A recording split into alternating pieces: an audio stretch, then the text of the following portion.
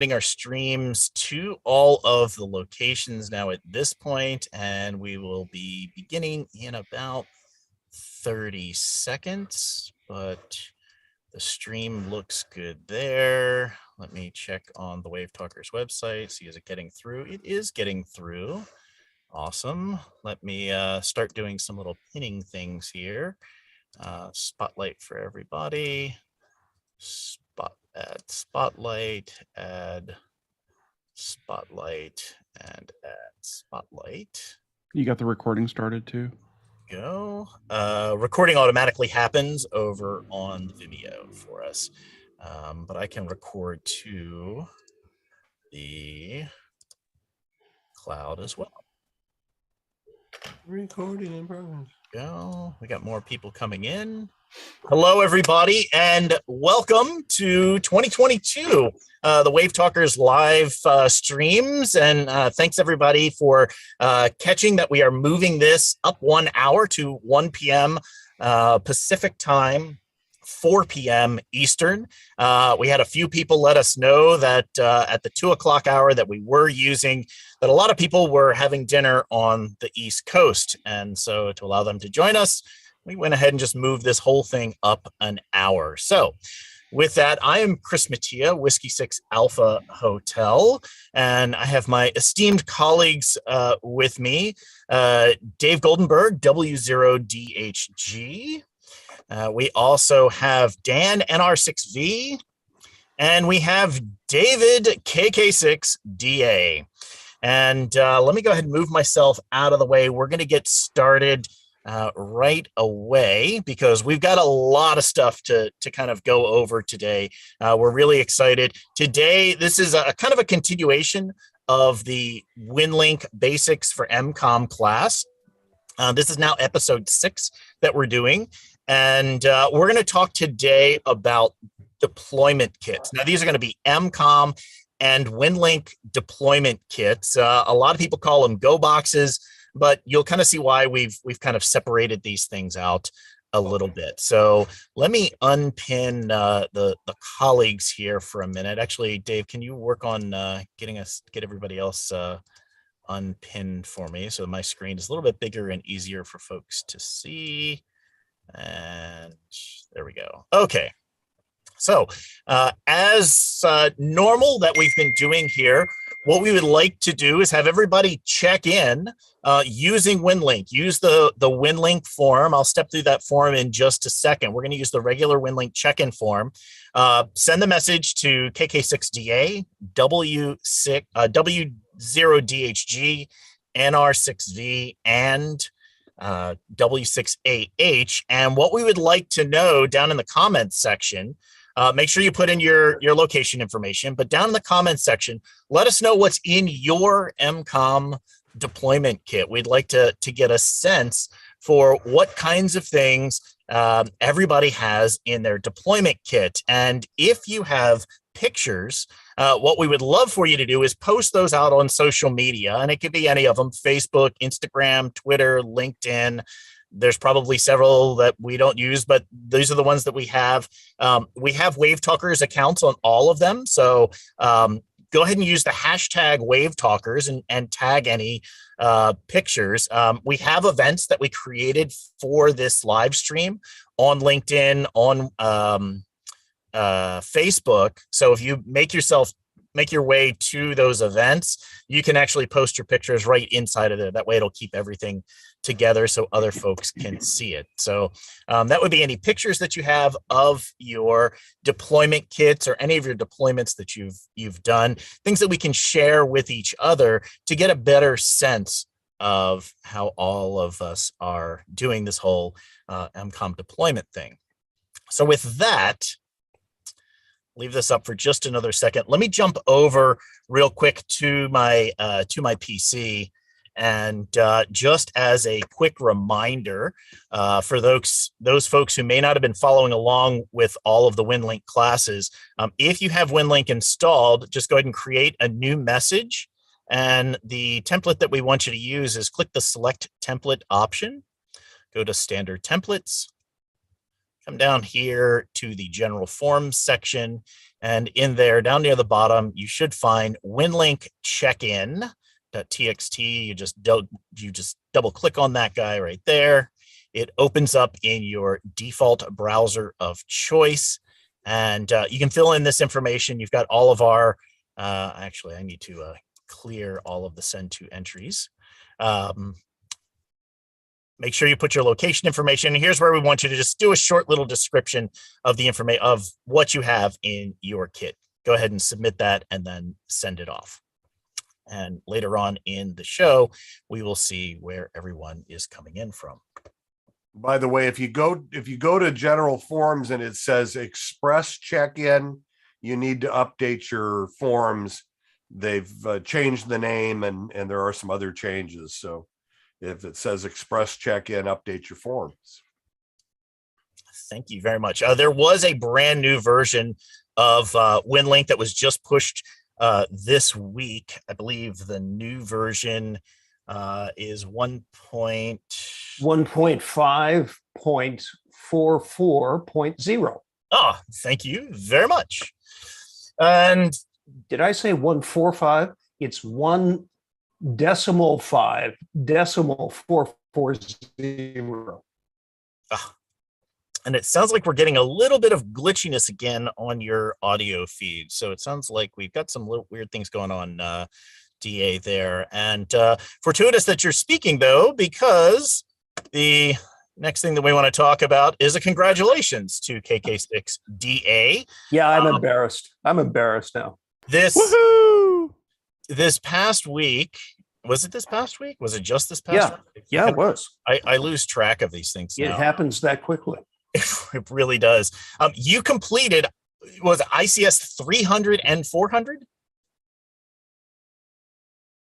Oh, we lost your audio. Yeah, he did both courses. He did both courses. So he is now fully trained, certifiable, I believe. Certifiable.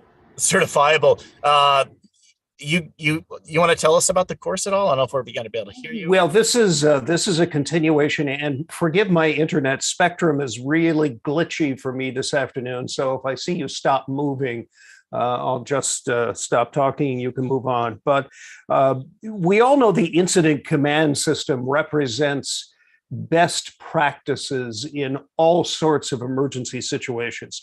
Your served agency, whether it's a sheriff's department, a hospital, county, city, whatever it is, state, is going to be using the incident command system. And that sets out a series of principles and ideas and organizational goals that make each incident, each situation understandable to anyone at any level. It also sets up a chain of command. So ICS 300 is a 3-day in-person course.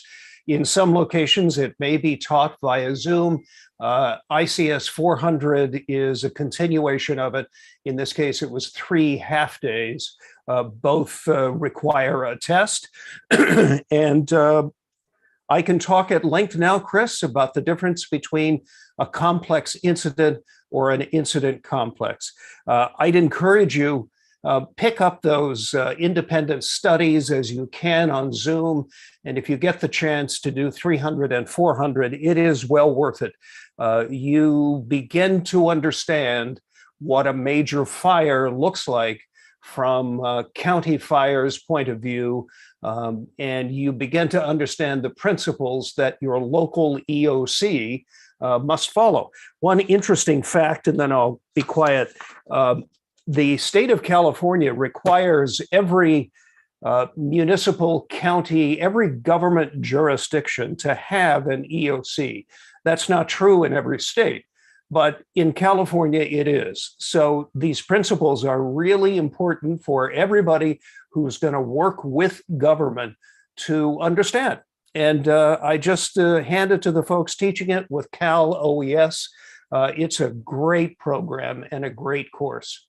So, Chris, back to you. Thank you. Thank you very much, David, and congratulations for getting through all of that. So today, what we're going to be talking about are EmComm deployment kits, Winlink deployment kits.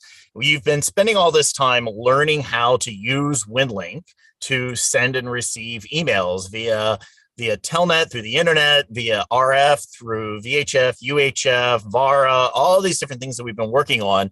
So let's say you need to go out in the field to be able to do this. You need to go out and be deployed for some kind of an incident. Well, what are the things that you're going to need to have with you in your deployment kit? Well, the first and the most obvious one is obviously your radio, whatever radio that you need for sending and receiving all of your Winlink traffic.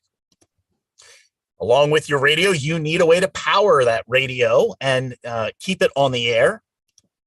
That's more than likely going to be battery. You're going to need an antenna to clearly transmit your signals, and this is pretty common. This can be done at any level of radio. You certainly could start off with an HT, with a little handy talkie, and you could get the job done with that. It has all of those components all together ready to go. However, as we've talked at length over the past several episodes, we really encourage you to look for VHF, UHF in a mobile type of rig, having a little more power to really make sure you're able to get your communications through when you need to.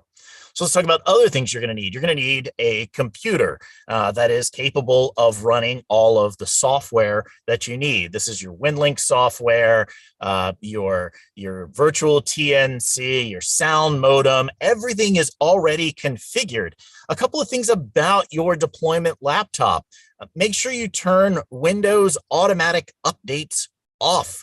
One of the worst things that could happen is you deploy out to the field, Windows has done an update in the background, and it's forcing you to restart and wait for Windows to go ahead and finish updating before you're able to start sending and receiving traffic. So make sure that you have your software all up to date already, and then turn off those automatic updates, but have everything ready to go.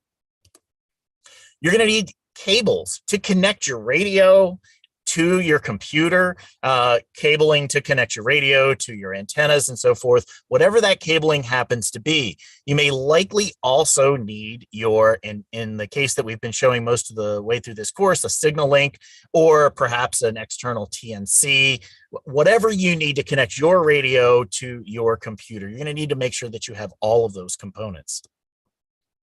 The next key component in your deployment kit is going to be your personal safety equipment. This is going to include things like your N95 mask. Most EOCs, hospitals now absolutely require folks to have a mask on when they come into their location. Make sure you have your safety glasses or sunglasses if you're deploying out in the field. Hard hat, a safety vest that people are able to see you. The headphones represent two things here. One, they represent hearing protection, but also a lot of times when you're deployed in an emergency situation, you need to hear the traffic a little bit better. So having a good set of headphones that you can plug into your radio so that all of the traffic goes here inside of your headphones is a really good idea. You may want to have speakers to be able to make that louder for a smaller area. But a lot of times if you're deployed, say, inside of an EOC, they're not going to want all of that extra radio traffic going on. So have that in a way that you're able to contain that. The next thing would be an actual hard document, set of documents, so that you can have all of your notes on. One of the things that I use, this up here, a lot of us use these like little portable offices. It's got inside all of the pens and papers, copies of the forms that you may need, copies of your comm plan, extra paper to be able to write on. All of those things are really good things to be able to have with you. Another thing that you may want to consider, and this is one that I carry with me all the time, and it's just a small little notebook. These are really good. You can just stick them in your pocket. make sure you've got a pen or a pencil attached to it, because when you're at a briefing, you may be meeting with somebody. That ability to instantly take out a notepad and take some notes on whatever it is that you need to have is really a critical step for you in your deployment. So make sure you've got some kind of notepad and paper there. Your cell phone. So cell phones, we're talking about amateur radio now. However, your cell phone is a physical computing device. It's got cameras to be able to take pictures if you need to. Most of them have a GPS built into them. There's Wi-Fi that you can use to be able to connect if there's Wi-Fi available. Many of us as first responders are on FirstNet, which means that we're able to get access to a cell tower even when many of the main cell towers are down. So as we talked about in the very first episode of this, being able to send your Winlink traffic via the most efficient method possible, that may be Telnet, is really key. And so you can use your cell phone to be able to, while there's still service, be able to move that traffic a lot more efficiently for there. So just a couple of things there for that. Now that you've got your station on the air, now you're going to start thinking about how are you going to keep your station on the air. Power is one of the biggest concerns that many of us have with our stations, making sure we can keep them on the air. So maybe you want to have solar panels to be able to deploy. Well, if you're going to deploy solar panels, then you need to have a solar charge controller to manage that power coming in from the panels and charging your battery. Deploying, you may also switch over to using a fossil fuel generator, in which case make sure that you've got fuel available that you're able to refill and keep that generator running. If you're running a generator or there's commercial power available, perhaps you need power cords or extension cords, things to be able to split that power out, a power strip, so that all of your gear can be powered.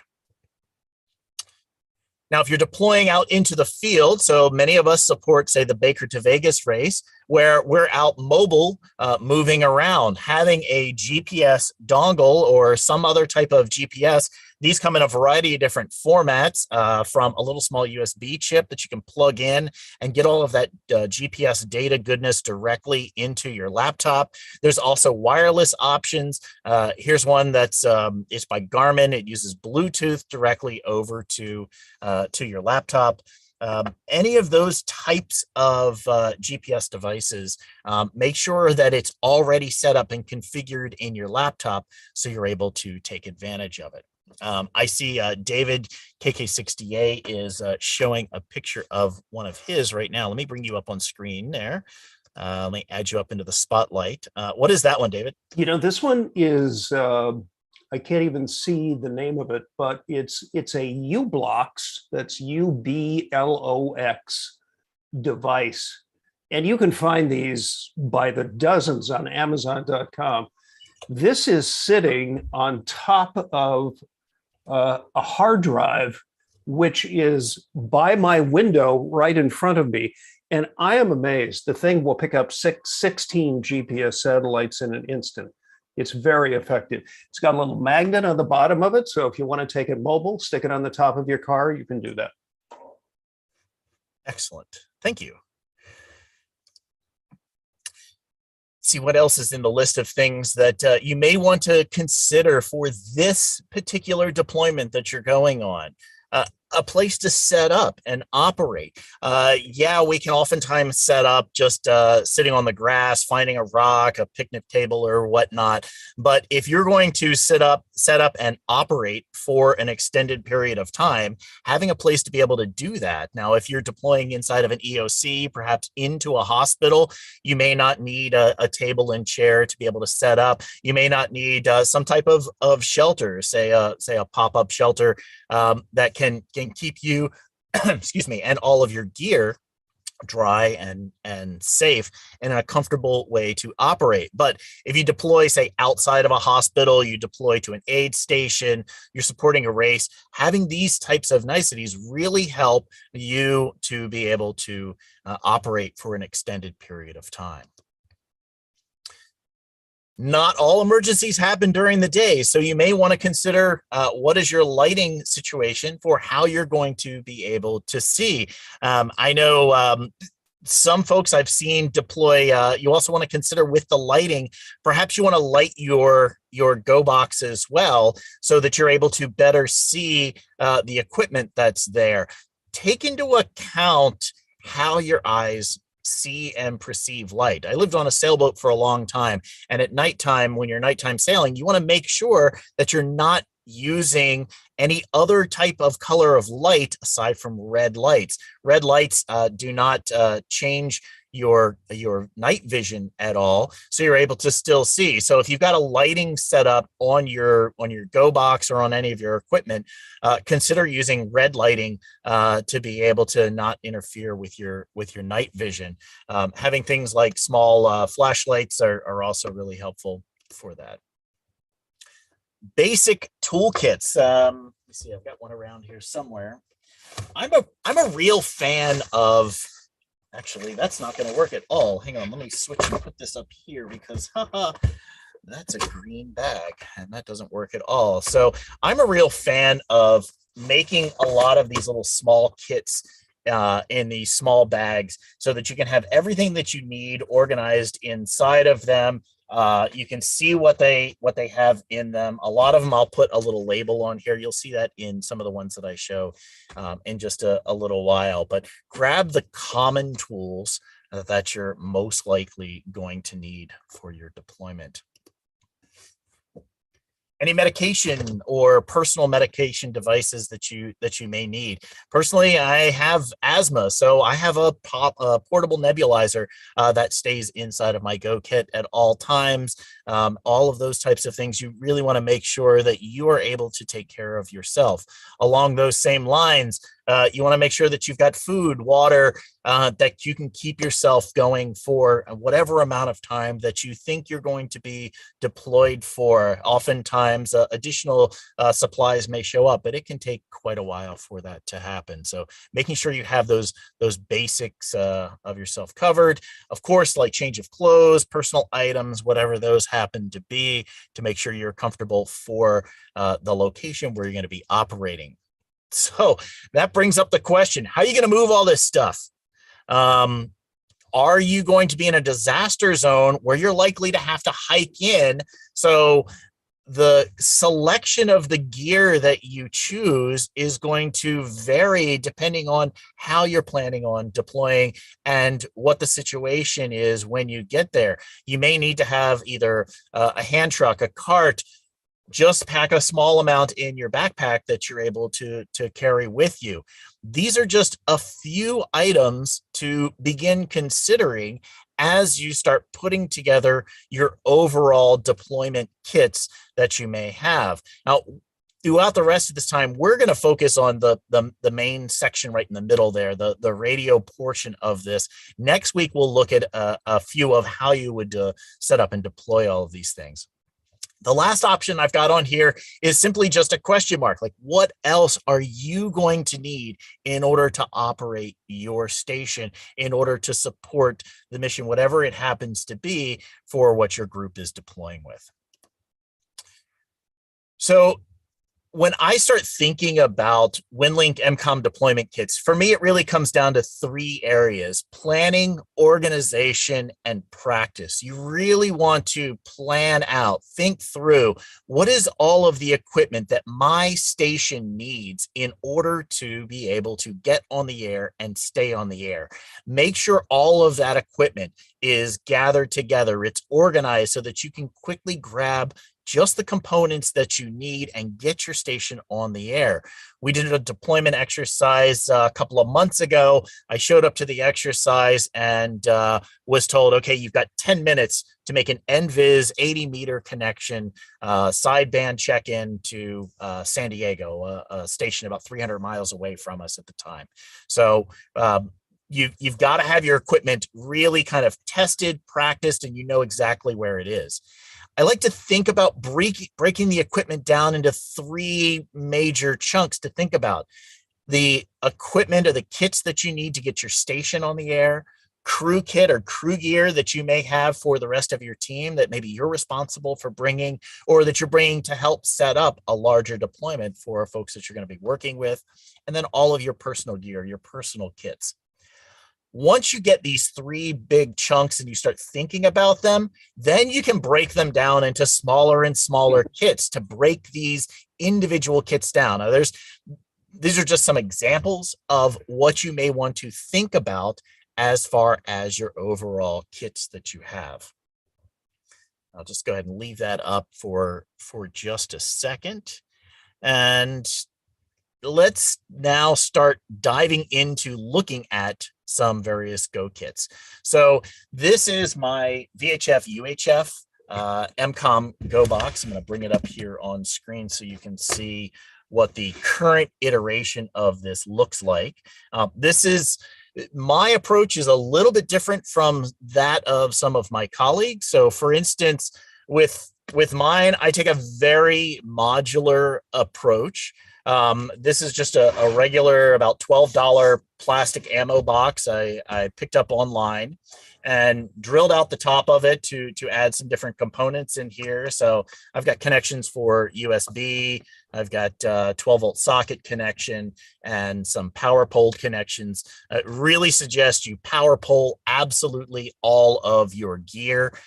Anytime I'm deploying, I'll oftentimes have an entire kit with me of all types of power pole adapters so that I'm able to quickly plug in to whatever box that I happen to be using, and all of my gear can interoperate.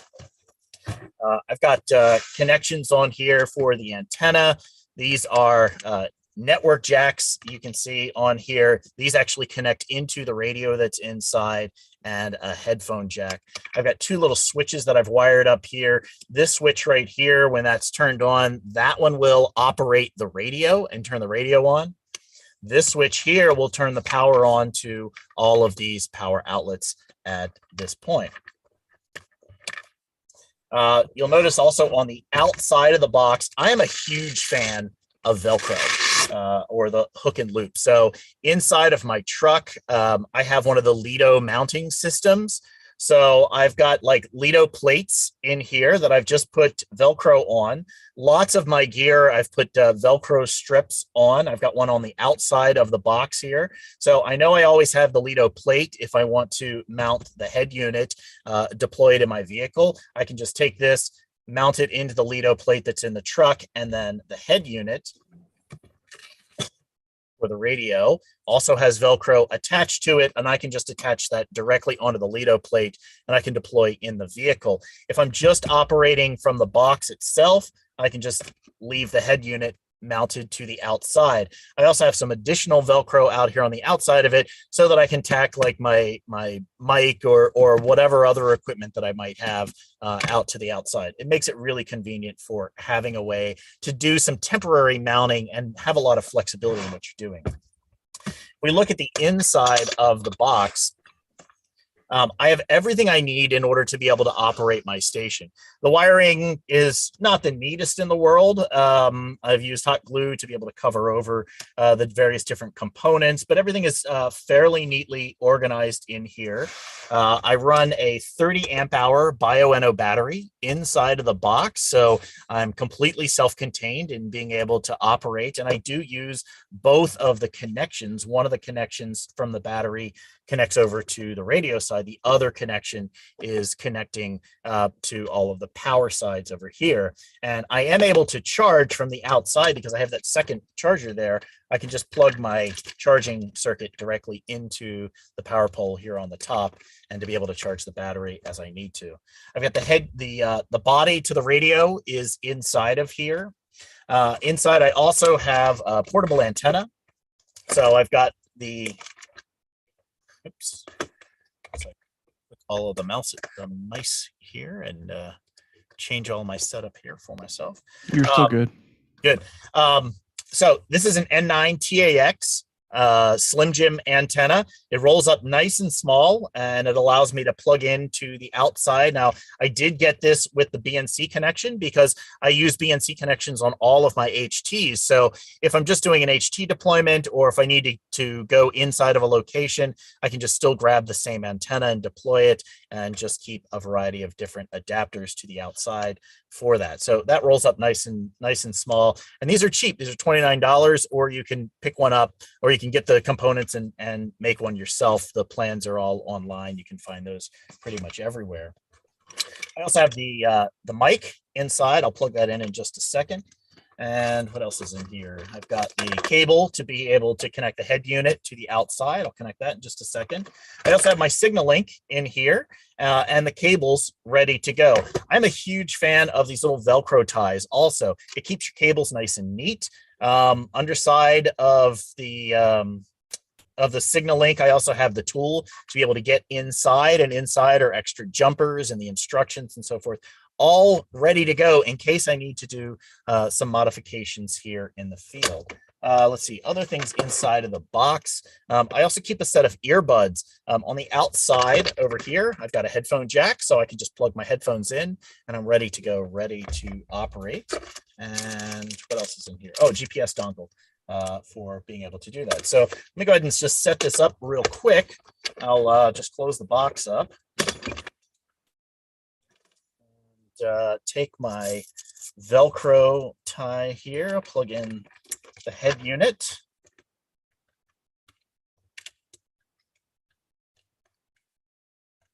Plug it in the right direction. There we go. Plug in the microphone. Flip the switch. And I would plug an antenna in, but otherwise, there I am. I'm ready to go. I'm ready to set up and operate once I plug my antenna in, and I'm all set, ready to operate at that point. And notice once I've got that turned on, if I flip the switch, it just turns the radio off at that point. So that's my VHF UHF Go box. It's very modular. I've spent a lot of time changing and updating what's inside of the box to be able to have a setup that works for me in how I'm operating. And we're going to go through the kits that my colleagues have as well. So let's have a look while I'm here at the next kit that I've got. This is my HF kit that I'll oftentimes take with me, and it's just a backpack because I can take this, I can throw it on my back, and I can hike into a location. I also have a small Pelican that has all of the antennas. But let's have a look at what's inside of here. On the outside, got access to my masks and a small first aid kit, so that is able to be easily accessible anytime I need it. Jump on the inside. Oh, this is a Think Tank photo bag. It's the Streetwalker model. I like it because I already had one, so I didn't have to buy anything extra. And I've just repurposed it for a radio communication bag. So when I bring this guy open, first thing you'll notice at the top, I've got my Power Film solar. This is a 60-watt solar panel. The entire thing is, I've got all of the extra cabling inside of here, and it's adapted to power poles, so it can fully power the rig that I use. So I've got my solar panels ready to go, super light, really easy to be able to deploy anywhere and have ongoing power. Along with the solar charge controller, I've got the Power Mini Plus. So this is my solar charge controller. Plug the battery in here, solar panels, power distribution. It can track all of the power usage that's going on. These things are absolutely amazing. They're RF quiet, and you can run your rig directly off of them. These are fantastic. If I'm running HF, it's always good to have an antenna analyzer in the kit with you so that you can always make sure that you're ready to go. And on my antenna analyzer, I have all of the adapters to go from end connectors, a coupler, a VHF connector, and a BNC connector. So I have all the connectors that I would need to adapt to any type of situation that I may need. And initially they're on the rig expert, but I can then switch them over to the radio if I need to. For radio, I've got the EmComm 7300, which allows me to quickly deploy and operate on any of the HF bands that I need to. It's also nice because I don't need the signal link in order to do Winlink with this kit. I simply use a USB cable, and I keep up here in the lid. I just grab a USB cable, plug it into the back of the radio, plug that into my laptop, and I'm good to go. Speaking of laptop, the Streetwalker bag has a slot for the laptop, so I can keep a laptop. Normally, I would have my PC laptop in here, but that is connected to my main system at this point. I've got another 30 amp hour Bioenno battery. I've got the tuner that's in here, a set of headphones. I can't tell you how important a set of headphones really is when you're setting up and operating. Some extra line in case I need to pull an antenna up into another location. And then all the different cabling that I would need to set up and operate, the mic, the a little bit of coax, power cables, everything's been adapted for power poles at this point. So with one small kit, the other thing that I've got in here is a small logbook and pen so that I've got all of the materials ready to go at that point. So that is my approach. Oh, let me show you the antennas real quick and how I would deploy those. So this is easy because it can go directly on my back while I'm in transit.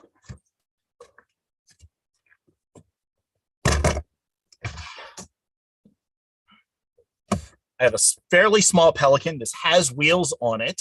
I don't necessarily bring this all the time, but I wanted to show you the layout that I use for organizing of other equipment, and that is to use a lot of these small bags. So for instance, here's a small bag. Everything is labeled. So this is a small section of coax that I've got kind of ready to go.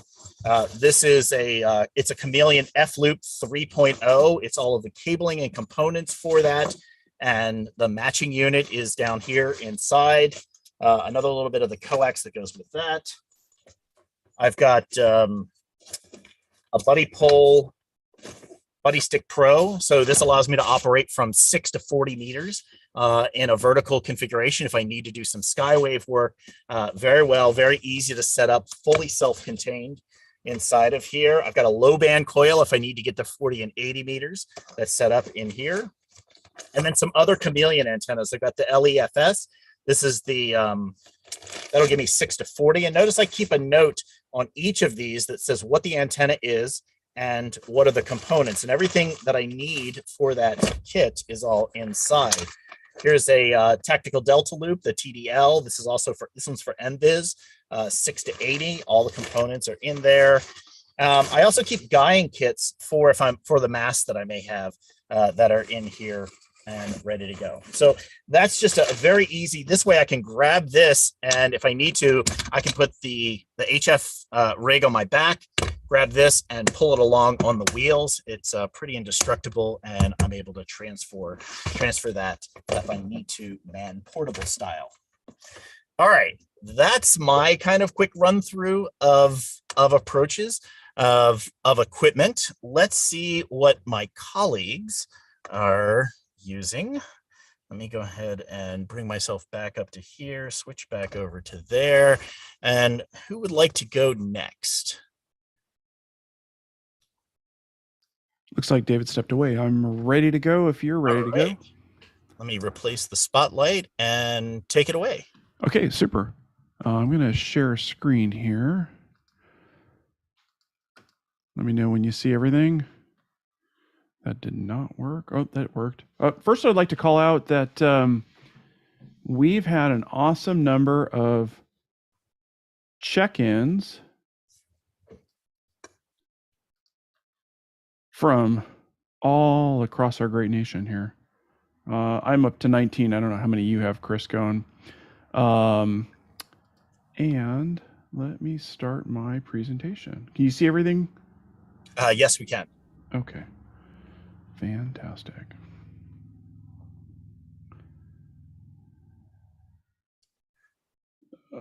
Slideshow. I'm going to play from the start. Hopefully it comes up on this screen. Ta-da! Nope, it didn't. Of course not.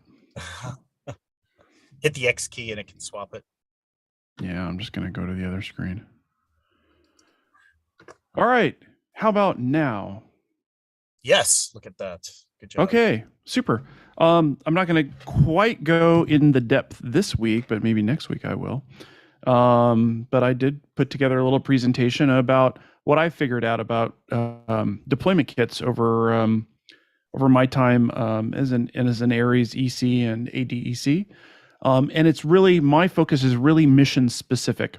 It's important to understand and know where you're going, what's the need, how much space or not, how long you might need to be there or not, and other things around that. So I just put together a couple slides to show you what I'm doing from a Winlink Go Kit or deployment kit perspective. So here's one I'll share with you. And this really came from real world experience as we go through our yearly statewide hospital drills. I'm assigned to a hospital in the local area here, actually a couple different ones. And I've often found myself stuck in the EOC at the table. And at that point, I don't really have a lot of space. I can't bring a huge Go box in. I can't bring batteries. I can't put up a huge antenna. But I can bring my little FT90. I have this little case here. I'm going to stop the share for a second. Hopefully I'll be able to recover that quickly. I have this little box. This weighs about 2.5 pounds, easily fits in a backpack.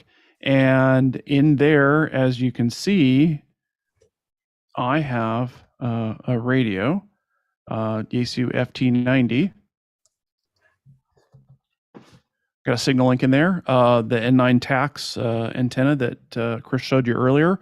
Everything fits in there. The only thing I need to carry along is a laptop, and I'm using this Panasonic Toughbook right now, and a battery. Now, in my backpack, I have wall chargers for both the battery and the Toughbook, and I can be in that EOC working at the table as long as I have access to an outside wall or a window where I can plug my antenna in, and I can send and receive Winlink messages as needed.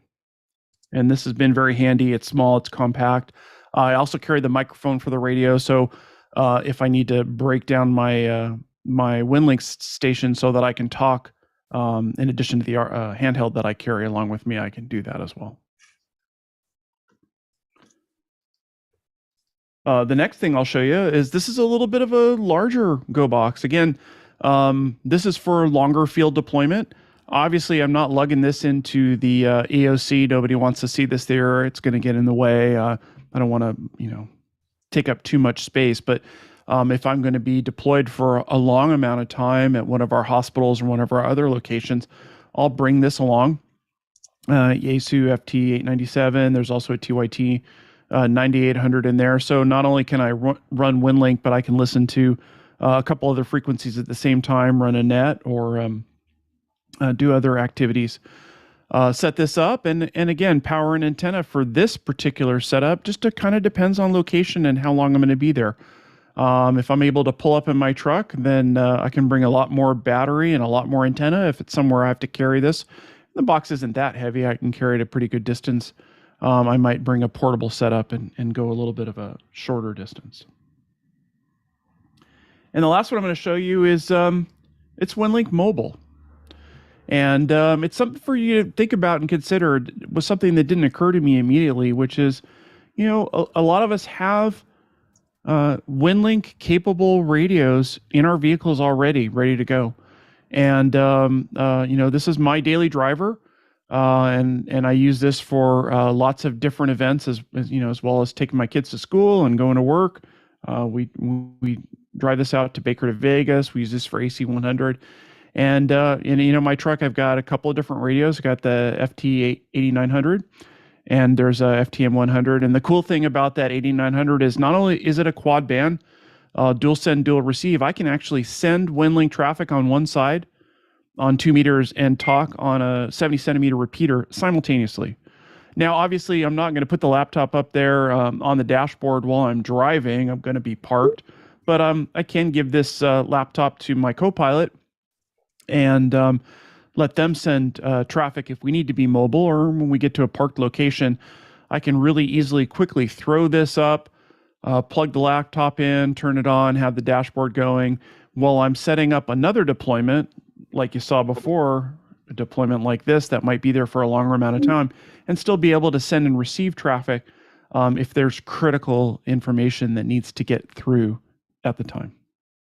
And that's it for my stuff. Next week, we'll show you a little bit more about my field location that will go along with my truck and how we deploy some of the bigger equipment, including antennas, power, and so on and so forth.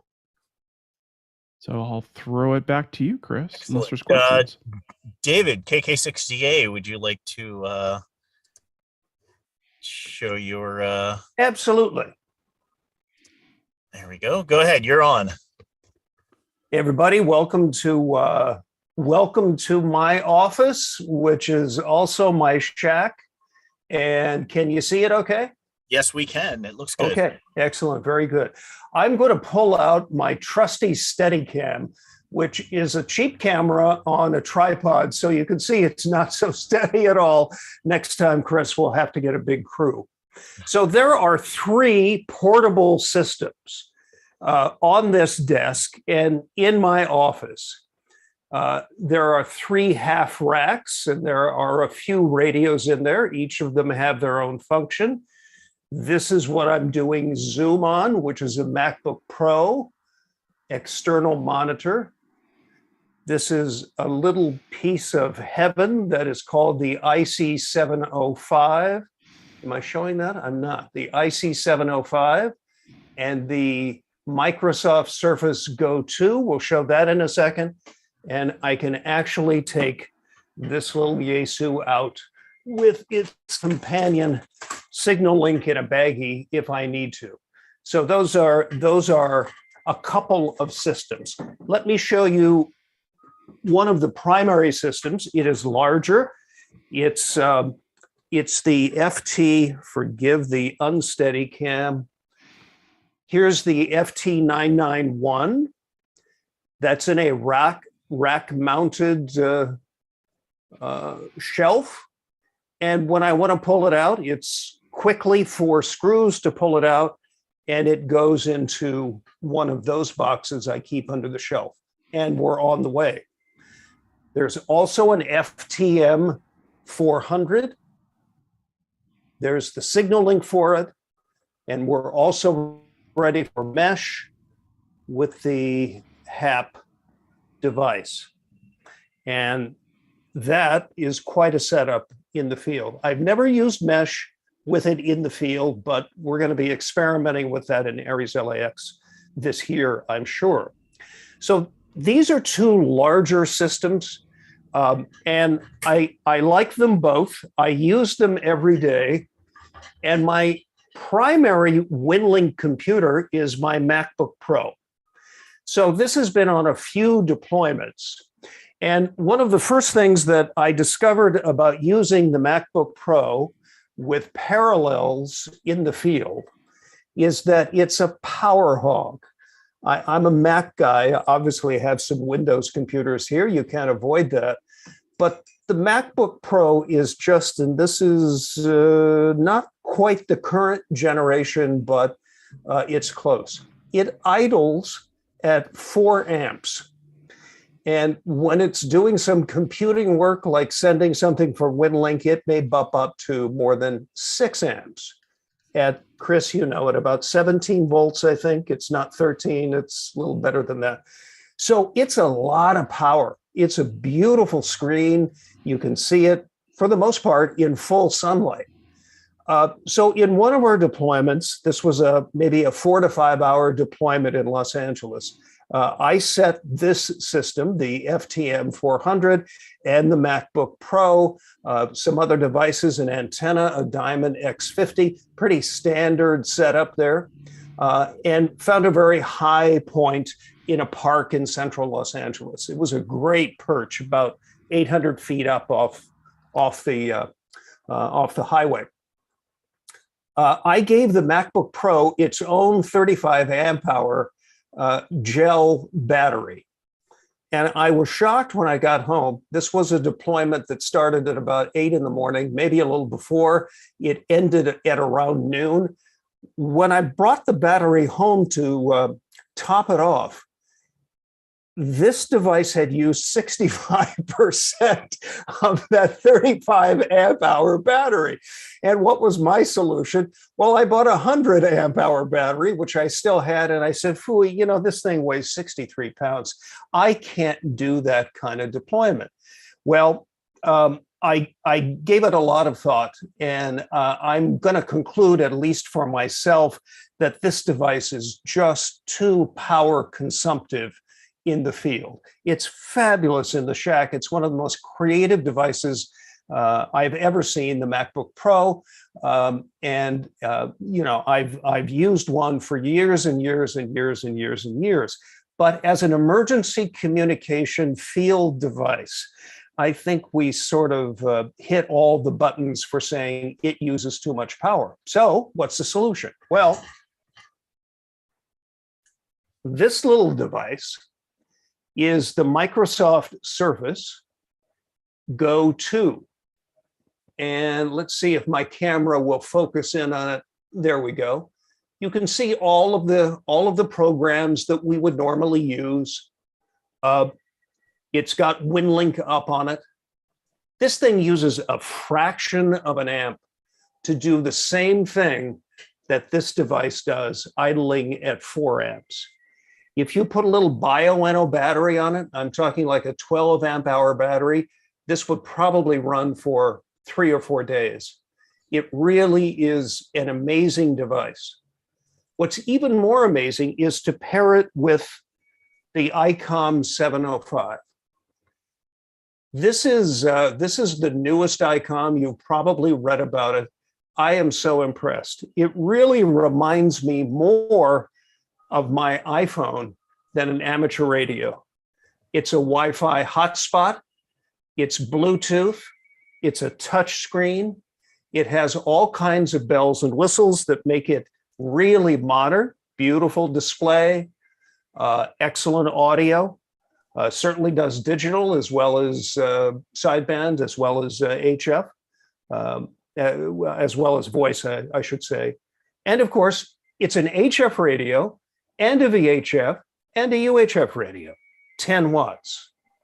So this has been out on 2 of our Aries LAX activity days or exercises. It's going to go out on another one if we can be together outside, and that's a question in Southern California right now, hopefully at the end of the month, and certainly by the time we get into Baker to Vegas. So this system, and by the way, the IC 705 is being powered by this battery. That's a competitor to BioEnno, but I have a BioEnno battery that does the same thing. And I would just highly, highly recommend it. Here's another reason it becomes so attractive. It fits entirely in this backpack. And in fact, here's the HF antenna tuner for use HF. So this, the battery, antennas in here. Chris likes all kinds of bags. I do too. And what do I have in this one? 2 N9 ATX roll-ups, and I think there's an Ed Fong in there too. There are a couple of Chameleon strategic tactical antenna systems in the other bags. And speaking of bags, let me grab this one. I want to recommend one that our friend Oliver has discovered. That holds cables. It's a round bag. I really like it. There's the name, if you can see it. I'll put it in the chat if you're interested. But I got a couple of these to carry coax and other things too. So there are some examples of alternatives to a traditional system. And I just really like the lighter, more nimble system that the IC 705 and the Surface Go 2 provides. If you want to see more of it in action, many of you know Julian, OH8STN. I'll put that in the chat also, Oscar Hotel 8, Sierra Tango November. He does fabulous YouTube videos showing the usability and the portability and the very effective use of this combination. He says they were actually, it feels like they were made for each other. Chris, back to you. David, before we go back to me, we did have a few questions that came in. Lloyd, KO4L, wanted to know the rack-mounted units. Do you take the rack plate and place that in a Pelican case? I'm hoping we can demo that next week, David. What do you think? Yeah, I think we could. This is the work of a company called Novxcom in Torrance. And yes and no. It's not a Pelican case, but it looks like a Pelican case. So the whole rack just comes out and it goes in the Pelican case. And then off we go. However, I will say, even though that is an amazing setup by itself, it's very portable, and that's great. It's rugged, it's strong. These two devices do the same thing in a much smaller form that I can carry on my back in one pack. Here's the pack right here. So I don't know. I'm becoming an advocate more of smaller, nimble, and these devices do the work that you want them to do. David, one of the things that I've got here, real quick, I can just share because you brought up your 705. Let me bring this down, and then we'll switch over to Dan here. This is my 705 kit. Again, I reuse a lot of bags, so this is a little photo bag that I've got, and I can pop the lid open real quick. There's all my cable kit for everything that I need to operate the 705. I can open it up a little bit further. The 705 ready to go. Inside, battery is always charged up.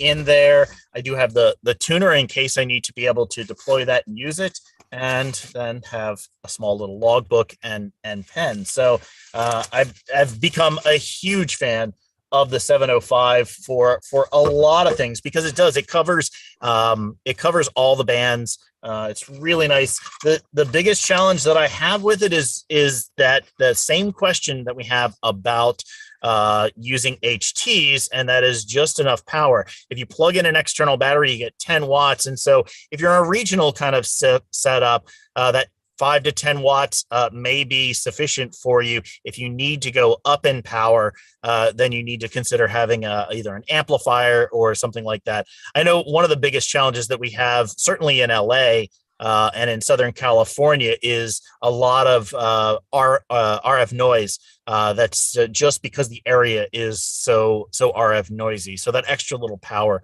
can definitely help. But yeah, you can pack a 705 down into an extremely small package and do a enormous amount of work. Chris, I will say with 10 watts, I have worked from a park near Pasadena, Vara HF into San Francisco, into Oregon, and into Las Vegas, and down to Tijuana with 10 watts. Oh, it's absolutely. I mostly operate QRP. So I mostly operate QRP, low power modes. When you're in an EmComm situation, if things are really going on, we haven't even had a chance to really fully test that. What does that power actually, does the extra power make a difference?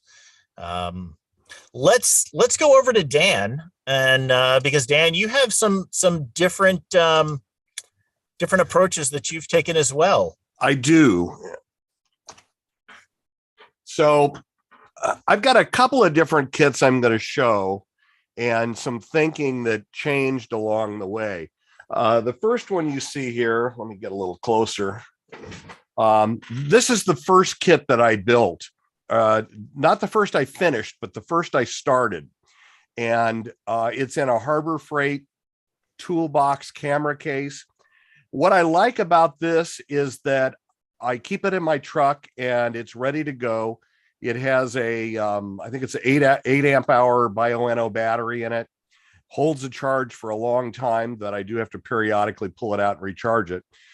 This happens to have a FT8800 Yaesu, so VHF UHF. It has a Kenwood commercial UHF radio that I use for GMRS, and it has a Kenwood commercial 800 radio for the fire department that we serve.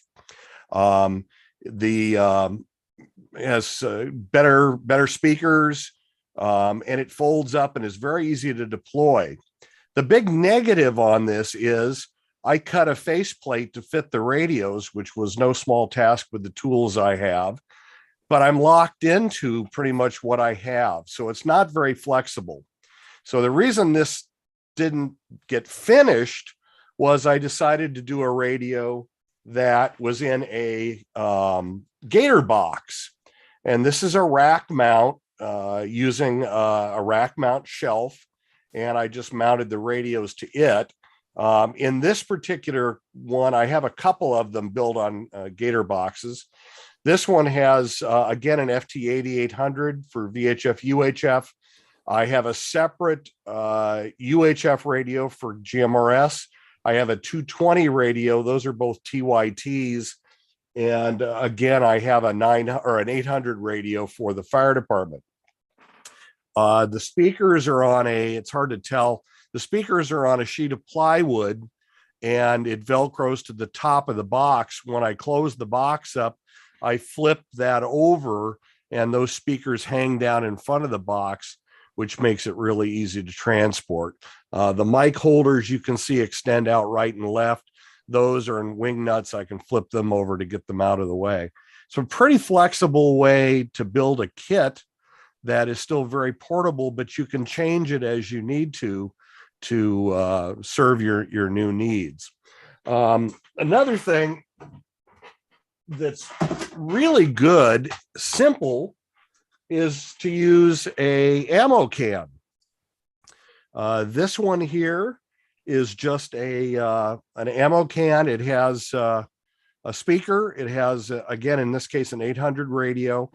And I've got a cigarette lighter connector in there, fuses. I've got a voltage meter and a switch for the fan to cool it down. Very simple, but really easy to carry. I have a couple of these. I have another one that has a TYT 9800, which is the Chinese knockoff of the Yaesu 8900 quad band radio.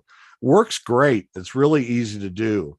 My biggest recommendation for GoKits, though, is just to build something. There's the saying that good is the enemy of, or perfect is the enemy of good. And I know so many people, myself included, have waited to do things because they wanted it to be just perfect. And my recommendation is build something, get it ready to go so that when the stuff hits the fan, you're ready and not stuck with a drawing that isn't going to do you any good. Even it's as simple. A lot of the people in my groups use just like a cutting board with a radio screwed to the cutting board and a speaker mounted to the cutting board, and it works. It's portable. They can stick it on the seat of their car and it's now a mobile radio. They can put it on the table at a deployment and it's now their Go box. So whatever it is, build something, have it ready to go, and then tweak and make it better along the way. And that's my 2 cents. Hey, Dan, there's a question. The rack mount box, how many U is that? Is it a 3U or 4U? This is a, I think this is a 4U. I also have a 6U that I have my HF stuff in. The Gator boxes, that's the brand name. There's some very good knockoffs of that now that are made out of a slightly less durable plastic, but still plenty durable, that are maybe half the price. So very easy to work with. Like I say, you buy a ventilated shelf for the 19-inch rack. get them on Amazon, and you can, I mean, even zip tie the radios. You don't even screw them down, just zip tie them to the ventilated shelf, and you're ready to go. And one shelf can serve 4 radios because you can do 2 above and 2 below. So that's my 2 cents. Dan, you had mentioned earlier, and I might have missed it. I know you said you had really designed out specific cutouts for your radios. Is that still the direction that you're using? Not really, because again, that limits you. If you want to make a radio change, you are pretty limited in what you can do. That's why I like the Gator box type rack mounts, because it's very easy to change it out. This first box that I built, I'll go back to that one. This one here is great for, the idea for me is it's in my truck. If we get deployed, I can show up. It has a built-in battery. I even have a telescopic antenna I can connect up. I can get on the air in 5 minutes. And then while I'm on the air, then I can work at establishing maybe a more effective antenna. I have a Harbor Freight flagpole that mounts to, I have a front hitch on my truck, and I build a bracket so I can mount the 30 or 20-foot flagpole to the front of my truck. I can work on deploying that stuff, but I can be on the air and serving within 5 or 10 minutes. So that's the idea of this box. Sorry if I drifted off. So each box has a purpose. And again, we talked a lot, I think, about modular, and I really like the idea of modular. You have the stuff on the shelf, you grab what you need and go. Excellent. I'm going to go ahead and bring everybody back up. So add spotlight, and let me bring DA back up. There we are. Excellent. So we should all be up on screen. What other questions have we missed inside of the chat? I know we've had several we've been trying to answer along the way. KK60A, a question came in about another question about the racks. How many U's are your racks that you use in the Gator boxes? These are 3 U's. Here, let me show you. Steadicam yet again. Mattia, we need a Steadicam crew next time. So that's a 3U box. There are 2 of them. 3U and 3U. That is something smaller. Here is another radio over here, which is a 2U. But these are 3U boxes, and they fit into these hard cases. They're not Gator cases, but they're similar. Those are SKBs. Go ahead. I don't know the brand, David. I don't know what SKB is the one that I use. That's I don't know what professional equipment. I don't know what they use at Novxcom. The neat thing, I think, just in my humble opinion, this rack is going to be dedicated to those 2 radios. I'm not going to change them out. And this company has just mastered precision cutting of the metal. So if you want to do something with a 991 or FT-M400 or a lot of other radios, they have that faceplate already made. Now you pay for it, but it's really nicely done. A lot of the rack mount stuff comes out of the music industry, and companies like Sweetwater have a good online presence with a lot of selection, although much of this you can get on Amazon now. But I know Sweetwater is a place that has a pretty good selection of that. Musician's Friend also, I think.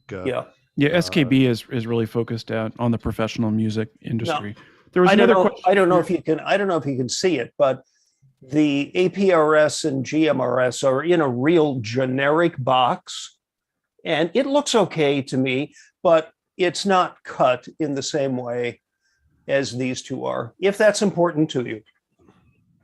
There's another question about waterproofing and water resistance considerations, and I have a similar box to what David has, a rack mount box like that, and they're not waterproof. And the reality is, what I would know when I would go out to do my deployment that I'm either going to do it from inside or under an easy up or from in my vehicle.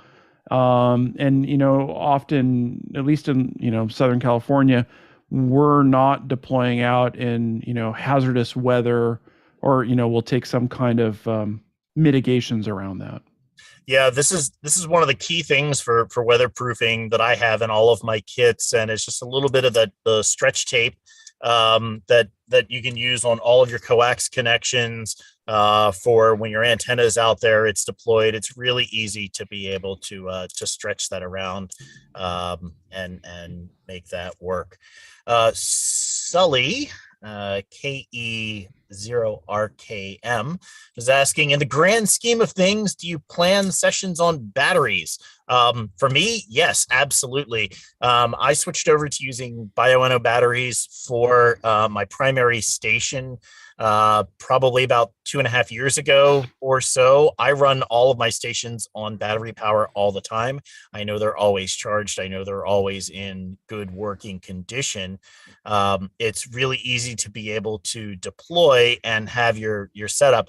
Now, that said, in my power kit, I use an old printer bag for my power kit. I don't have it here right now, but in the bottom of that bag, I keep a power supply. So if we get deployed, one of the things that I oftentimes have with me also is a generator. I'll keep in my truck if we're going somewhere, that we can plug the generator in, get that running, and then run a 12 volt DC or AC to DC power supply. But in general, I know I do. How about you guys? I hope to run battery based, and like you do, Chris, batteries and solar panels, but there are always generator backups, and you never know where you might get shore power. There's another question that I saw come up a couple times in the chat, which is something we didn't cover. We might talk about a little bit next week or show you, is printing. How do you print, right? We're doing a lot of email based stuff, and how do we print? And I know for my solution, 25 years ago, I'm an IT guy as a background, and we used to do a lot of thermal printers, and I worked with a mortgage company, and you go out in the field and 12 volts and you can run a thermal printer and print a whole mortgage document. That's not the solution I want to use. I've kind of standardized on HP inkjet printers. They're low voltage. Usually they're going to run 18 to 24 volts.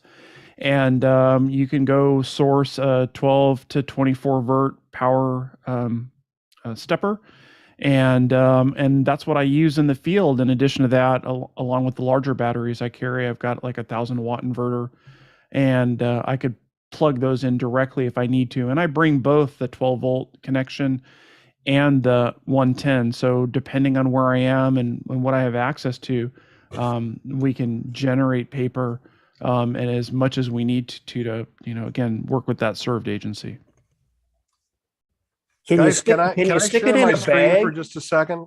Yeah, sure. Go ahead.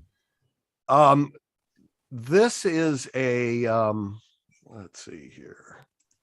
This is a box that I am working on. Can everybody see that? Yep. Yeah. Yes, we can. This is a box that they sell for $32 at Home Depot. And it's really cool for a couple of reasons. If you look at this box, all this bottom section here is all modular. It all comes out. The center section, these dividers have slots in them. So you could lay a metal plate in there and cover each section. But what's really cool about this is this back section, that's actually a snap-in cover. And between each of these rectangles is enough space to put a speaker in there.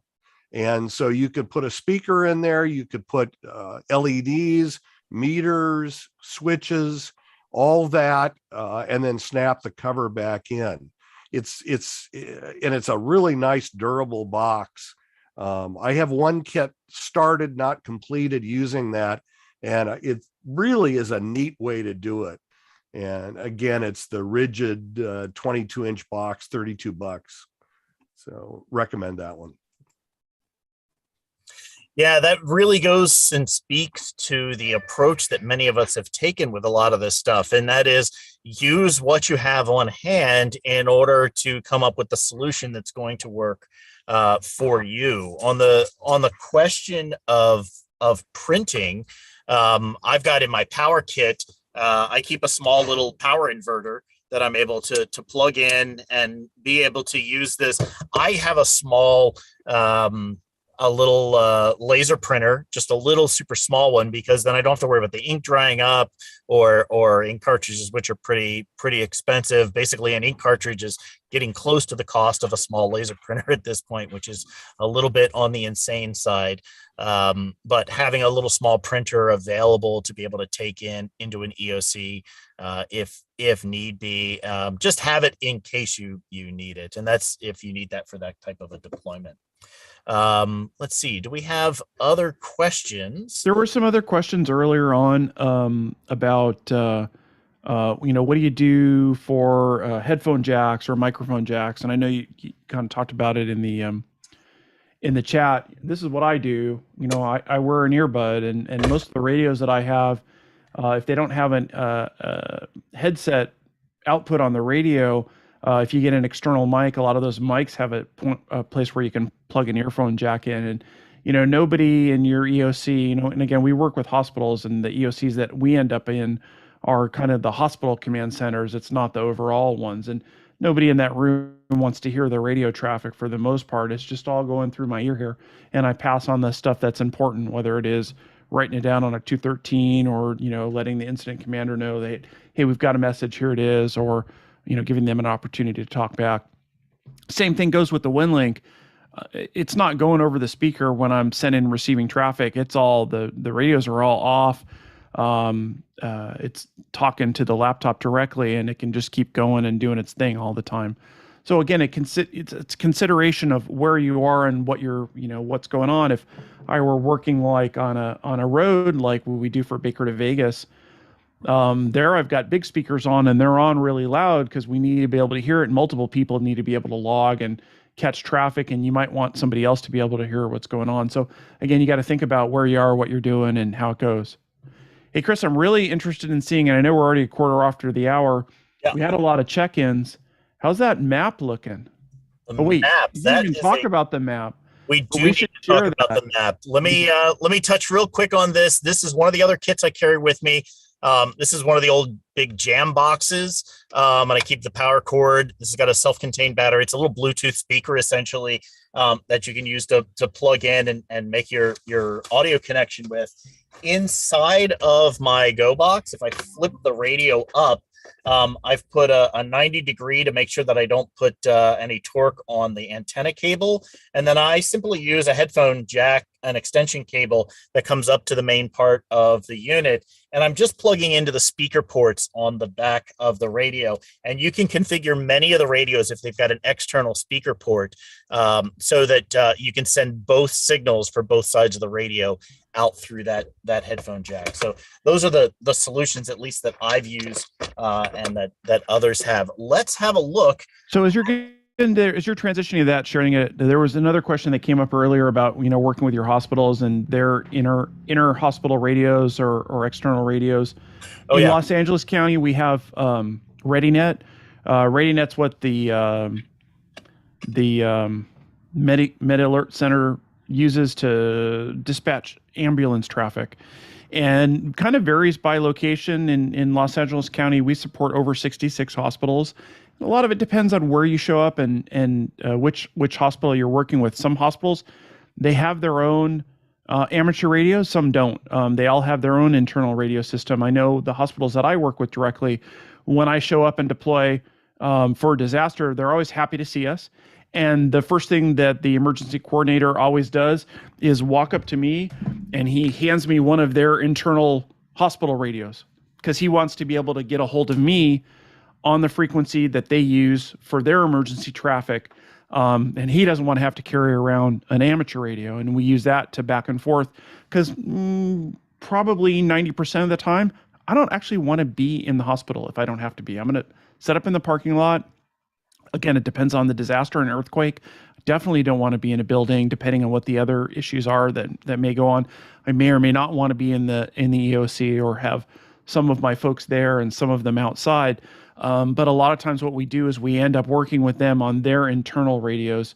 And then we're fourth or fifth down the line of emergency radio traffic. You know, they have their own phones, they have their ReadyNet, they have satellite phones, but often when we do exercises at a county-wide level, those three systems fail almost immediately.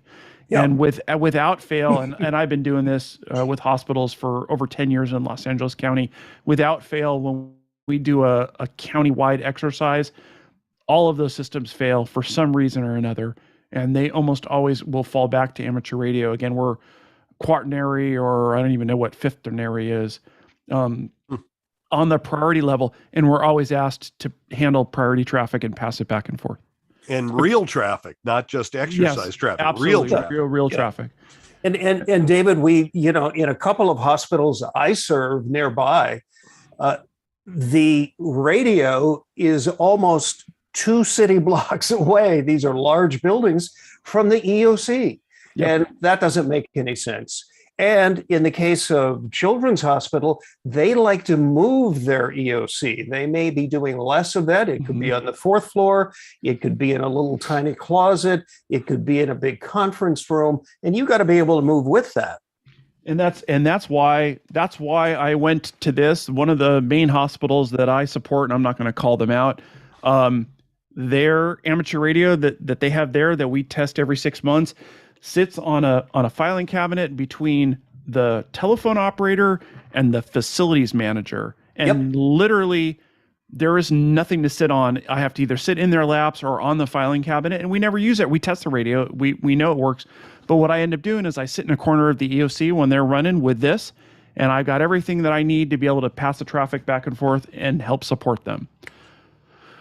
David, we got a question coming in from Sharon. K7EO has asked, what's the RAM, drive, processor, etc. on your Surface Go 2 that you've chosen? You can have an Intel, or you can get the latest M1. I opted for the M1.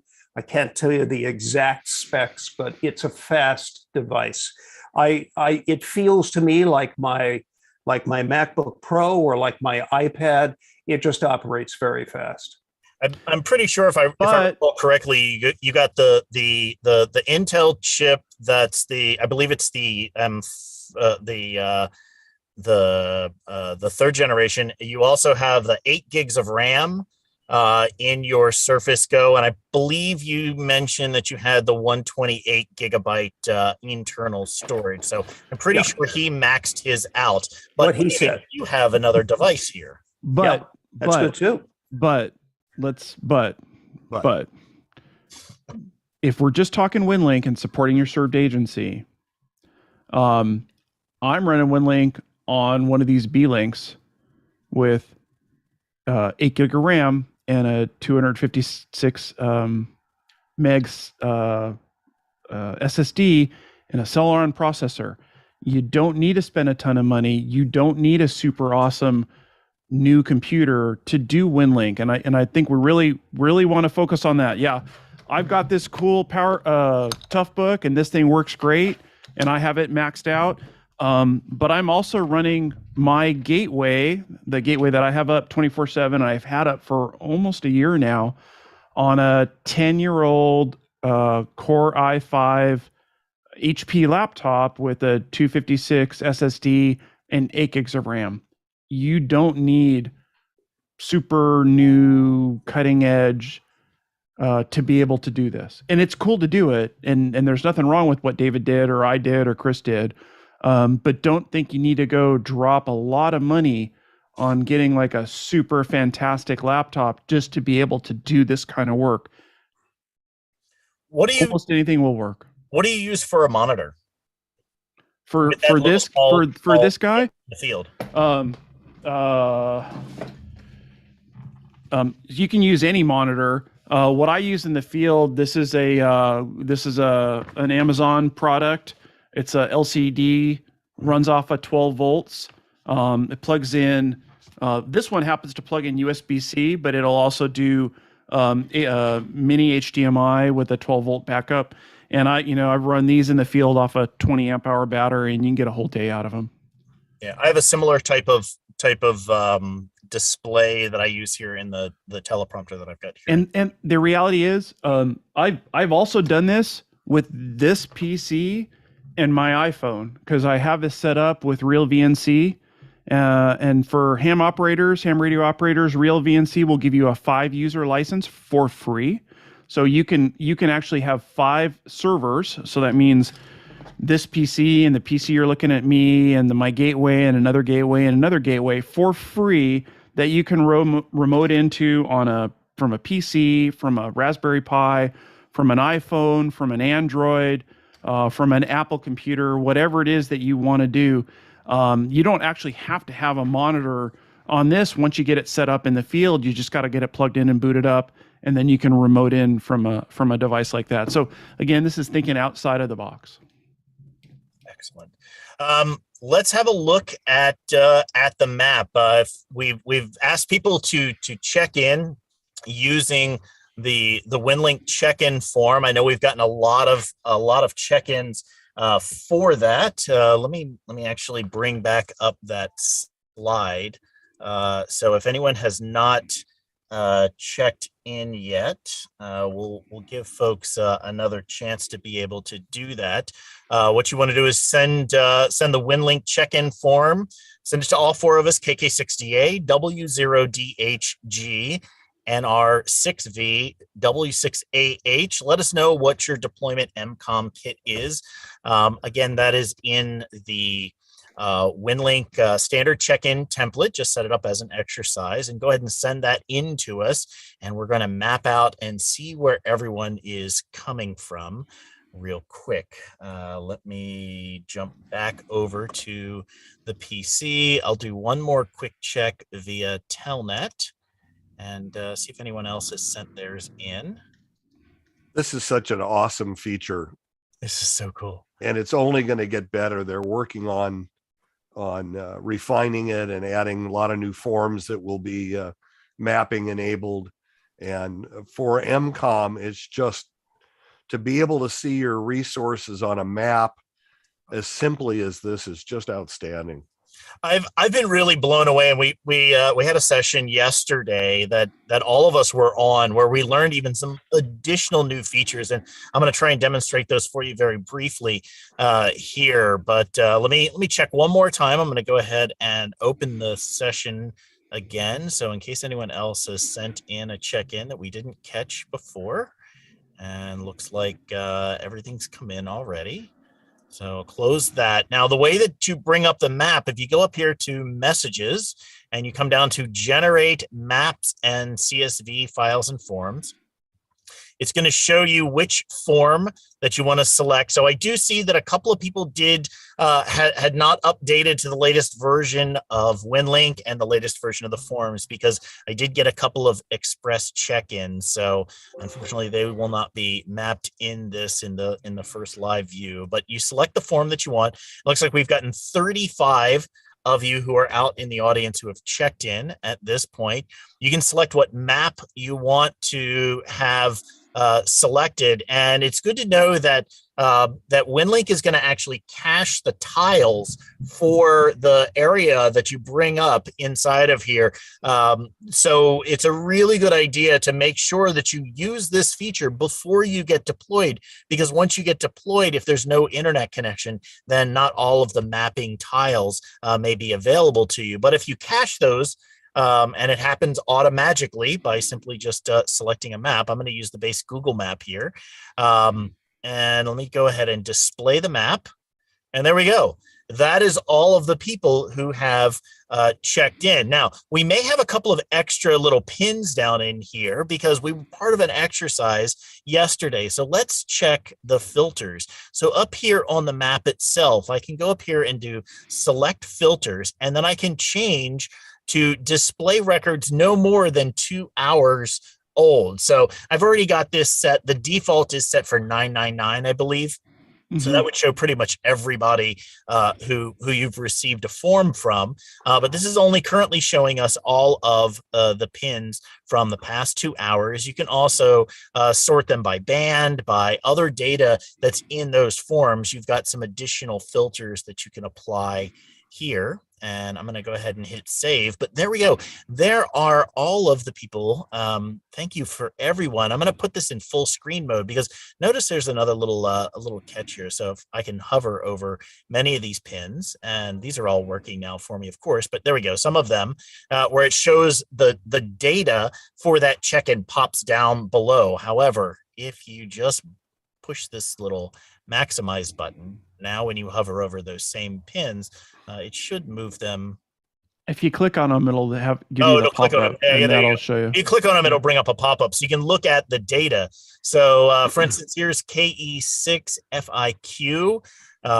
Comments say they've got a Kenwood TM281, Signalink, Toughbook, CF31, battery, and quarter wave length antenna, Winlink software. So we'll be able to click around on all of these and see the various different Go kits that folks have, what they've put in to the comments. We'll aggregate all of this data and put it up onto the WaveTalkers website.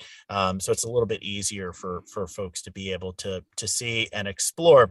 Chris, notice that what 3 words is automatically filled in. And that's one magical thing now that the Winlink development team has done. If you put in what 3 words, it's going to find the latitude and longitude that matches that what 3 words square. And interestingly enough, we learned yesterday that what 3 words has more granularity than lat long does using Winlink. So it's a finer, more accurate way to locate exactly where you are. Imagine that. That's one of the things too about filters that it's in this particular form, filters is not particularly useful. But if you say you did the spot rep 2 form in the shares folder, which is a situational awareness form, you're working in an EOC and the representative from the Department of Water and Power comes up and he says, I want to know where I have power outages. Well, you can use that filter to sort through all your spot rep forms, and you can tell it show power out in red, and all the dots that have reported power out will show up in red and stand out like a sore thumb. You can imagine what a useful feature that would be in a disaster. And it's so easy. Now, Chris did it the hard way. Chris, can you go back to the Winlink, the main Winlink screen? Yeah, absolutely. He did it the hard way. With the latest version of Winlink, you see the little red iron cross feature there. To the right of that is a globe. That button takes you to the mapping feature just by clicking on it. Boom, right there. So much faster, so much easier. Yeah. Thank you, Dan. So with literally a click, a drop down, and another click, you can display this map. It's an awesome feature, and it's only going to get better as they refine it. So the Winlink development team, and they're just an amazing group of individuals, they're working very fast to put all of these mapping functions in as many applicable forms and templates on Winlink as they can. They will this next week, hopefully, add it to the Did You Feel It form. That's really important to us in Southern California. I live on the Hollywood Fault, and that's a cousin of the San Andreas Fault. So being able to use what 3 words with the Did You Feel It form very quickly will really help the United States Geological Survey when there is an earthquake.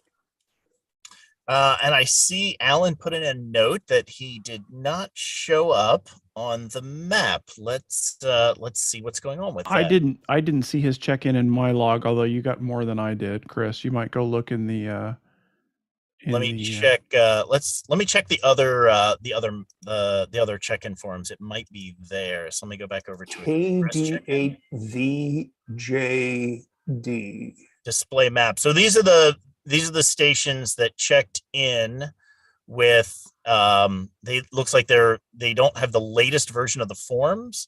There's a station in Houston, KC5LAA. This one over here, this is N8 N8JLJ.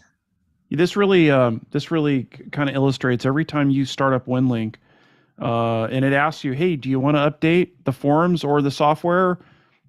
Go for it. You should do it, because there's features coming out every month, and actually sometimes a couple times a month. One thing they have done in the most recent updates, and I think DHG is responsible for this, is they have renamed the Winlink check-in form Winlink Check-in. It used to be Express Check-in. That's been dropped. Well, the name was called Winlink Checkin Form, but when you opened the form, it said it was Express Check-in, and it was just confusing. It didn't make a lot of sense. So that still sort of exists. If you have an older version of Winlink, and we don't want to do that, get rid of that. Update your Winlink program.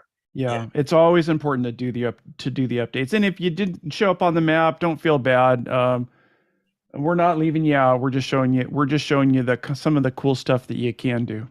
Right. This stuff changes constantly. Yep.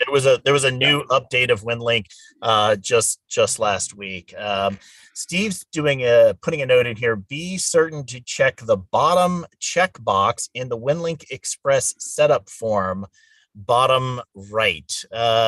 Steve, do you want to let me just invite you to come up and speak. So in the audience, just open. Oh, it's okay. Yeah, I was looking to find him. He's this one right here. Yeah, asked to unmute. Hey, Steve. Well, good afternoon, or whatever it may be out there. Oh, hi. How are you? I'm doing great. Just fabulous. I love this. This is terrific. What you guys are doing. I might say that one of your teammates, who just is a member of our development team now, Oliver, will be presenting this to the Rat Pack. If he hasn't already presented it here, he will have additional information to present that he doesn't have now. Super. But, also on the 28th of January, unfortunately, 10 a.m. EST, the Interoperability Working Group, the CISA Shares organization, will also have Phil Sherrod, the author of Winlink Express, provide a slideshow about, we'll give part 2 of this, which will probably be new information as well on the mapping. In California, I guess an earthquake would be a dominant factor. In other parts of the country where you have tornadoes, hurricanes, floods, where you don't see street signs, where you don't see anything other than devastation, this mapping is particularly useful. Or if you're in the middle of the ocean, it's particularly useful because there's no other identifying factors. So been pushing for this for a long time, and they finally agreed. The people that really know how to do it. Greg is doing a great job. Phil is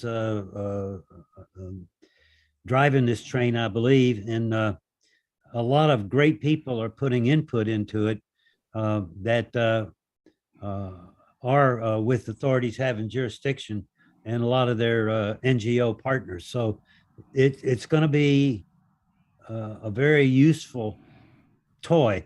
Yeah, what I'm putting down there on the bottom, be sure to put automatically install field test beta version of Winlink Express if you want the latest and greatest. Yep. If you don't click that box, you're going to be left in the dust as far as these innovative additions, because there are policies of certain agencies that won't check that box. So that's located. Did I have this correct, Steve? Yep, so go there. Hams. We want to check the box. Go there to get the setup, Chris. Yep, and then you go into the Express setup, and it's right down here at the bottom. It's the one you don't have checked. It's the one I don't have checked. Yeah, it's the one you Automatically. don't have When checked. you check that, you're Yep. going to get it 2 or 3. Well, I don't know what version you have, but you're going to get at least one update the next Right. time you bring this up. Yep. So that's an important attribute when you're dealing with change in this. And Phil shared. I mean, I don't know. Every 2 or 3 days there's an update. Yeah, it's Fortunately, they're pretty all amazing. backward compatible. Yep. They're working hard, Steve. Yeah, Yep. and the other thing is I wanted to mention, and I don't know how important it is here, but a lot of these drop kit cases are not shock mounted, and that does affect your insurance and a lot of other factors when you want to put them on an airplane. Mhm. There's a lot. You remember the reason why I know that is not because of what we're doing, but I live in Music City, and there's a Go Kit on every corner with Yep.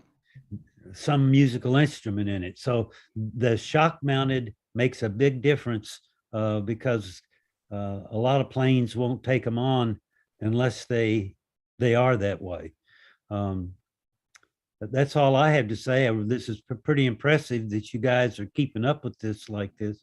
And if you find errors, please don't hesitate to jump up and down and let us know.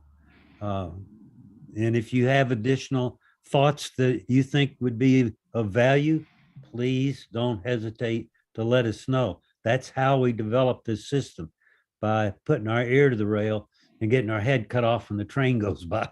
Yeah, I know, Steve. I know the group, the 4 of us, the groups that we participate with. We're feeding Oliver and a bunch of the other development folks, Mike, on a regular basis, and we see the change, and it's happening, and it's encouraging, and that's part of the reason why we keep doing this. You know, the other thing is you are in a state that is targeting this type of activity, and they're going to need all the assistance they can muster. So the fact that you've taken what I consider to be the most transformative 2 courses that ICS offers, and that's 300 and 400, that is very, very important. Yeah. Oxcom's important, but it's not as important as ComL, because in ComL, you're team building with the people you're going to be actually working with. Yep. It's not hams and hams, it's hams and employees. So that ComL comes right after 400. I don't know what the state's doing about it, if anything, because there's a lot of people that are missing in their hierarchy right now, but I think that's short term. Yeah. At any rate, terrific stuff here. Thank you. Thank you very much, Steve, for Thank you, Steve. for joining us again. For those who are not aware, Steve is one of the original developers of Winlink and sits on all kinds of still on the development team and national committees and all kind of fun stuff. So, and he's the guy you need to know if you want to start a gateway. And he'll be very, very encouraging of you, as he was with me. So, right, it's addictive. Yeah. Mm-hmm. Turn it off for a week and see how you feel. Yeah. Right. we just put my second gateway up yesterday, so I know how that is. I got 2 going now and looking for more. Yeah, that's a project for this year for me. Yeah. The other thing I wanted to mention in these Go Kits, the interoperability is paramount. So if you're working closely with a particular group of hospitals, or they all use the same mutual aid and interoperability frequencies. If the feds come in, it's one group. If it's a state, it's another group. If it's a county, it's another group. They've all got all of this in their LMR, in their land mobile radio, in their public safety radios. And I would highly recommend that you have somebody in your organization that demands that they provide you a unit number, a call sign or unit number, and give you at least some sort of communication so you can keep up with the command channel or whatever channel they think you should be working with, so that you don't have to run across the street with a piece of paper or a flash drive or any of that. Yeah. Because our job, as you know, is not to create traffic. Our job is to transport traffic that they create. Yep. You know, I have a problem when I hear it ain't got no, and I know it should be haven't got any. It takes all I have to leave it alone. Well, anyway, thank you. This is terrific. I really appreciate it. If there's anything any of us can do for you, that's what our fun is. Let us Perfect. know. Steve, thank you so much. Thank you Yep, so thank much you. for being here and your kind words. That's fabulous. Thank you. Before we wrap up, I wanted to touch very briefly on a couple of the new things that are up on WaveTalkers. So here I've got the WaveTalkers site up on screen. I'm going to scroll past the live stream of us. This is normally right up at the top. So we've added a what's new section. So as we continue to add new features onto the site, we're plugging those up on here so that you're able to see them. I've added an events calendar, so you're able to go to a full calendar view and subscribe to the upcoming events as we come up with what the topics are, various topics that we're speaking on. For instance, on Thursday, January 27th, I'm going to be doing the Rat Pack talk for solar and emergency power. So be sure to join us there. We've moved all of these sessions to the 1 o'clock on the Pacific time zone on Sunday for our WaveTalkers Live. We have a new supporters site where folks that are supporting us, we're putting up here and letting you see exactly what they're saying about the site and what we're doing. We really appreciate everyone who is supporting us on WaveTalkers. All this infrastructure takes a lot to be able to keep up and running. There's a little buy me a coffee or buy us a coffee link that's right on there. You'll also see them scattered kind of throughout the site. If we go up to the top under the resources section, we'll go ahead and click into there. You can access this from anywhere within the site.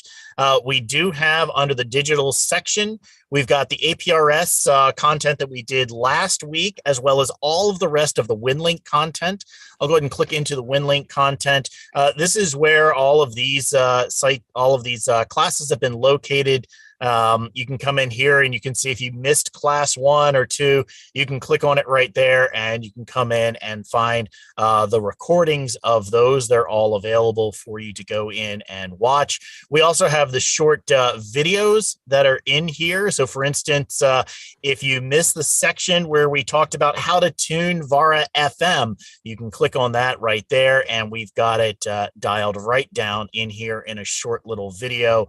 We also have for instance, if you're looking at how to set up your Signal Link, the videos for those set up, as well as the PDF guides that we've done for those as well. So everything is all going up on the WaveTalker site. We really encourage you to jump on and check us out there. Support us if you can, if you're able to. Any amount of support really helps for us to keep all of this going. And did I miss anything to my colleagues? Let me move that back up and let's go back over to that screen. No, I want to go to that one. There's the background. Let's bring everybody back up to screen for the wrap up and start adding these back in. Sorry, I don't have easy buttons to just I got it. Oh, you replace Spotlight instead of added Spotlight. Oh, sorry. That's all right. Just got to add Spotlight. And Dan, there we go. We've got everybody back on screen now. So let's see if there are any other questions. Mike's asking, what's the name of the book bag you have for the 7300? That is the Think Tank Photo. It's the Think Tank Photo is the name of the company, and it's their Streetwalker bag. I think there's a newer model, but it's basically just a really big compartment inside of the bag, and then you get lots of those little foam inserts to be able to adjust. And so you can get a 7300 and a lot of gear inside of those. They're excellent. Any other questions that we maybe missed, or anything else from the group that folks would like to have before we change over to the after party? Got a teaser about next week? Oh yeah, why don't you do that, because it's going to mostly be you.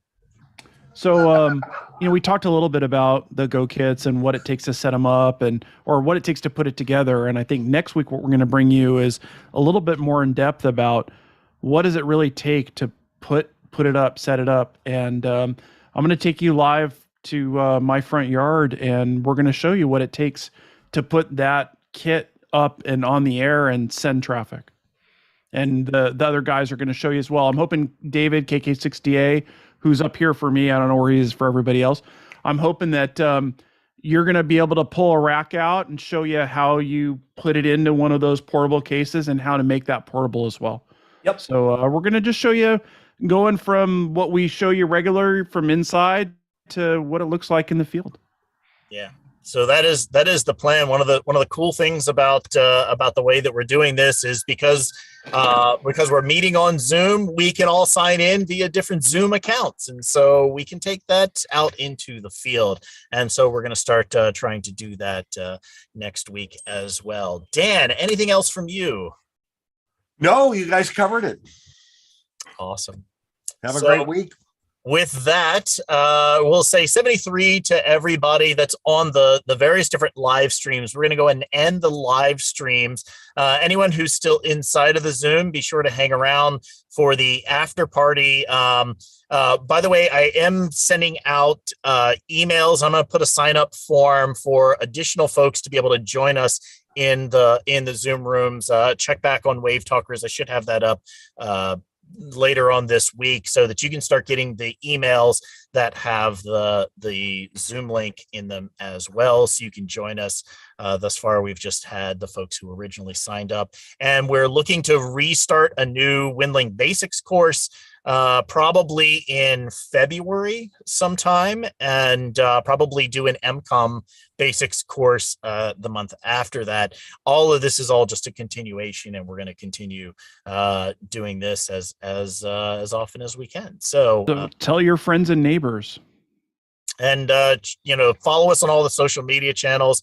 We have WaveTalkers pages on Facebook, on LinkedIn, on YouTube, all those, like, subscribe, all the fun stuff that all those people do. So anyway, thanks everyone for joining us in the online audience. I'm going to go ahead and end those streams out there at this point.